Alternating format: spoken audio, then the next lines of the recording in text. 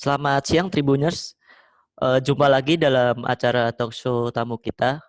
Pada kesempatan kali ini kita akan berbincang mengenai nasib Liga 2 di musim ke depan. Seperti diketahui bersama jika beberapa waktu lalu PSSI telah mengeluarkan surat keputusan terkait nasib Liga di bulan Oktober dan kemungkinan akan dilanjut di bulan tersebut. Namun untuk kejelasan sendiri masih belum jelas, mengingat di SK tersebut tidak disebutkan secara detail bagaimana format kompetisi maupun lain-lainnya. Pada kesempatan kali ini kita akan berbincang dengan manajer Persis Solo, Bapak Hari Purnomo.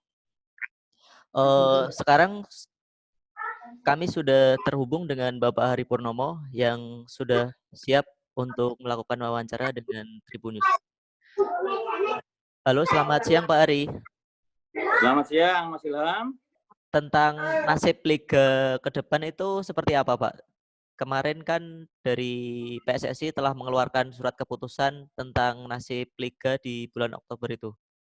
Ya, jadi setelah kita menerima surat dari PSSI tertanggal 29 Juni, Mas, mengenai kemungkinan kelanjutan kompetisi Liga 1 maupun Liga 2 yang rencananya untuk Liga 2 akan digelar berkisaran bulan Oktober 2020.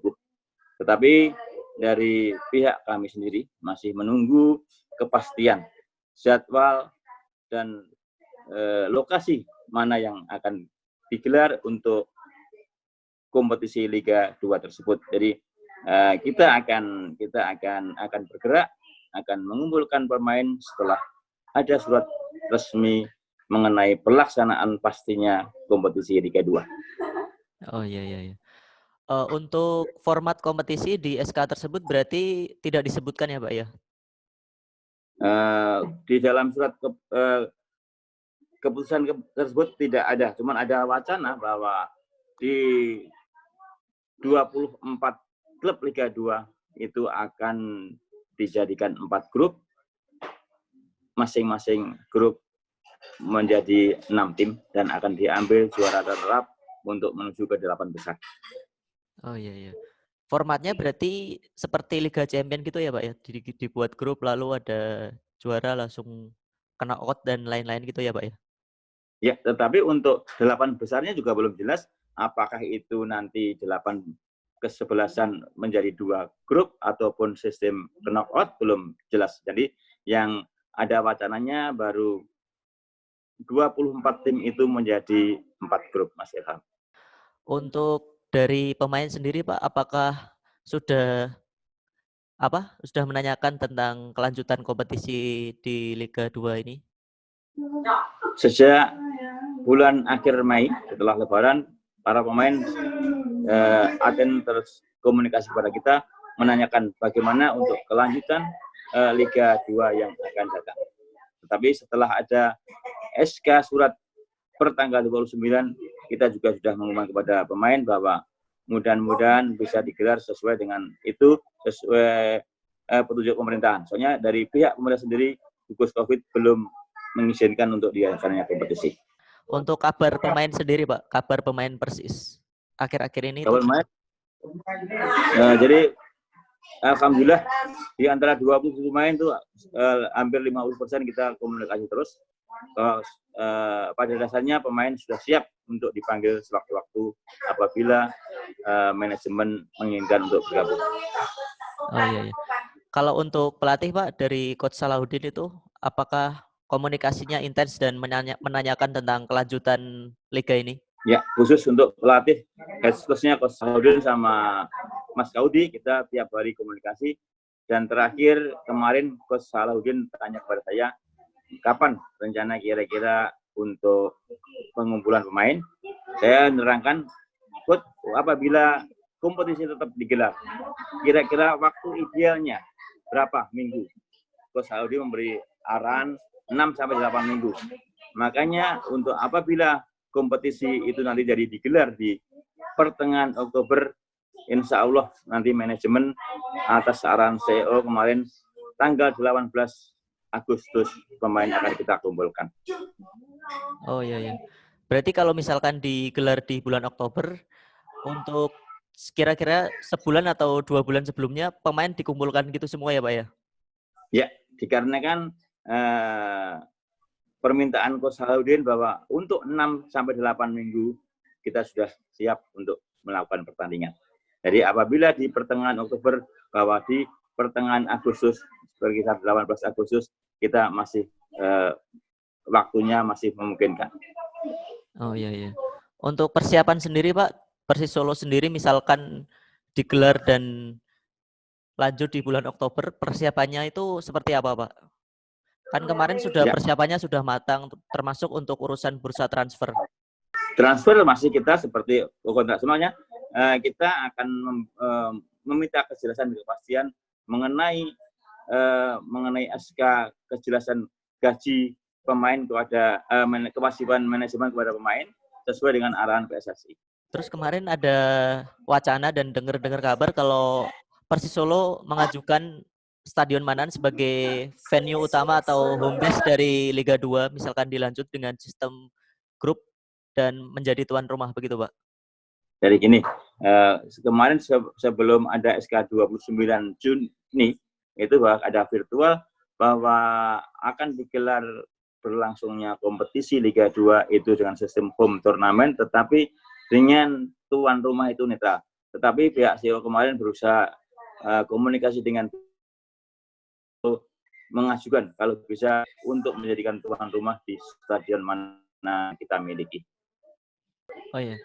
Untuk alasan itu Pak, untuk pengajuan Manan sebagai stadion utama itu apa Pak? Apakah karena kelayakan kan di Liga 2 yang termasuk stadion yang megah dan kelas wahid itu ada di Manan Solo. Apakah itu termasuk Ya, faktor utamanya pertama, Pak? ya Mas, di antaranya itu. Yang kedua memang kita memiliki supporter terbesar kita. Jadi Pak Sobati, apabila tetap kita diizinkan untuk menggelar sebagai tuan rumah, itu akan menjadi kekuatan sendiri dan menjadi pemain ke-12 apabila kita tetap diizinkan sebagai tuan rumah. Itu faktor utama yang kita menjadi dasar pengajuan sebagai tuan rumah, Mas. Berarti karena ada faktor Pasopati juga gitu ya Pak ya? Di antaranya juga begitu dan kelayakan stadion itu sendiri, Mas. Oh iya iya iya. Untuk itu Pak, untuk misalkan liga ini dilanjut di tengah pandemi begitu ya Pak ya? Kan di Persis Solo ada beberapa pemain yang berada di zona merah, termasuk di Jawa Timur dan di Jakarta ada beberapa pemain.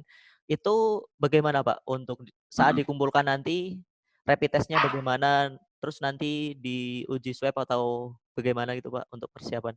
Ya, alhamdulillah sampai dengan hari ini kita tetap masih instan untuk komunikasi dengan pemain.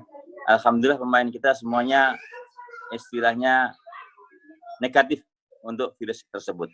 Jadi, tetapi apabila diperlukan untuk pengetesan kembali, kita akan antisipasi dengan tes tersebut dikarenakan kita mempunyai dokter sendiri. Jadi dokter Iwan itu akan kita libatkan di dalam nanti pengumpulan para pemain apabila jadi di bulan Agustus kita kumpulkan. Oh iya iya. Terakhir Pak, untuk dari Pak Hari sendiri tuh kegiatannya hari-hari ini apa Pak?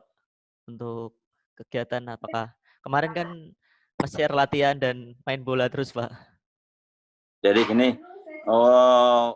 sebagai pengisi waktu kita tiap Ahad seminggu sekali mesti mengadakan pertandingan silaturahim sehat, biar sehat. Seperti Joko Susilo, Trihandoko, M. Isa, Mas Kaudi, kita libatkan untuk bermain memperkuat Suro FC.